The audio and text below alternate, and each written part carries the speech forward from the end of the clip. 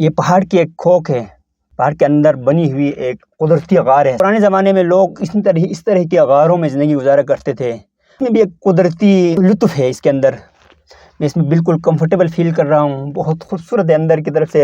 یہاں 2 آدمی تقریباً ایزیلی اسی طرح بیٹھ سکتے ہیں، اندر ادھر ایک اور بھی آدمی کے لیے بھی جگہ ہے۔ اللہ تعالیٰ کی کرشمہ دیکھیں، یہ قدرتی طور پر بنی ہوئی ہیں، جیسے کسی انسان نے تراش خراش کر خوبصورت انداز میں اندر سے ڈیزائن کر کے بنایا ہو۔ لا الہ الا اللہ، یہ دور اپنے براہیم کی تلاش میں ہے،